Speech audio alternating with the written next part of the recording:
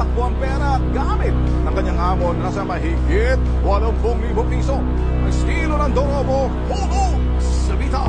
Mga relo, alahas, mamahaling mga bag, gadget at pera. Yan ang natangay umara ng isang kasambahay na nakilalang si Marife Palilio, taga Batangas City. Ayon sa kanyang among si Marlene, isang negosyante, inirekomenda lamang ng kanyang kaibigan si Marife para maging kanyang kasambahay. Pero dahil sa matatamis na dila ni Marife, mabilis niyang nakuha ang tiwala ng kanyang pamilya.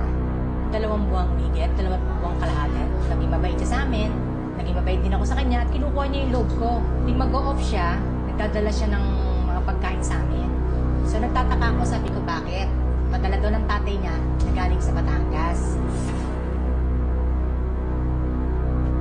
Atres ng Hulyo, niyaya niyang samahan si Marife para ihatid ang kanyang anak sa isang dorm sa Maynila. Pero hindi sumama si Marife. Ang kanyang dahilan, masakit daw ang kanyang ulo. Sabi niya, ma'am, ikaw magpa-manicure ka na lang. Dating mo, tawagan mo na ako pag nandito ka na sa parlor. Diba? Sabi niya sa akin. So ako naman, dahil tiwala na ako sa kanya, iniwan ko siya. Hindi naasahan ni Marlene na ito na pala ang hudyat para siya ay nakawa ng kawatan. Pagdating namin, wala na yung mga gamit namin. Tinansak niya yung kwarto namin. Tinakaw niya yung mga mahalagang bagay sa amin. Sabi ng mga kapitbahay namin, wala pang ilang minuto, lumabas na daw at may mga dalang gamit.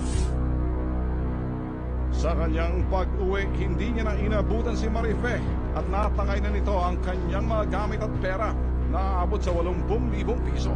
Modus niyo po yun. Kinukuha niya yung loob niyo. Sa akin, mamamasukan siya uli. Baka mabiktima niya. Agad sinampahan ni Marlene si Marife Palilio sa kasong qualified theft. Pero hanggang sa ngayon, laya pa rin si Palilio. At di malayo makapambiktima pa ng iba. Babara ang bitag kisoy sa publiko. Hindi masama magtiwala sa kapwa, pero maging mapanuring dahil ang mga kawatan laging nag-aabang lang ng oportunidad para makapang-isa sa kapwa. Tol, mga tol, parang pamilyar sa akin ang mukha ng katulong na yun eh. Bakit? Mukhang ahente ng Puneraria Pilipinas. Talaga, ito Marife Palilio to. Pag hindi ako nagkakamali, kung kayo dyan sa Puneraria Las Piñas yung ayaw i-release yung bangkay ng bata, maayos kayo, baka nandiyan nagtataguyan, ha? Labas niya. Parang ahente nga. Okay, mag-iingat na lang ho kayo sa mukha niyan. Yan, drawing ko ng sinasabing katulong. Marami nagpapakatulong kasi pagkatapos hindi nyo alam, yan, ng sindikato, yari kayo dyan.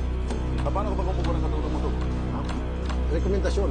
Ganun ba? Ikaw naman to? Probinsya. Rekomendasyon. Puro rekomendasyon. Agency, malabo. Malabo na sa agency. 50-50. Paano kung galing sa Puneraria Pilipinas? Paano na? Talaga kayo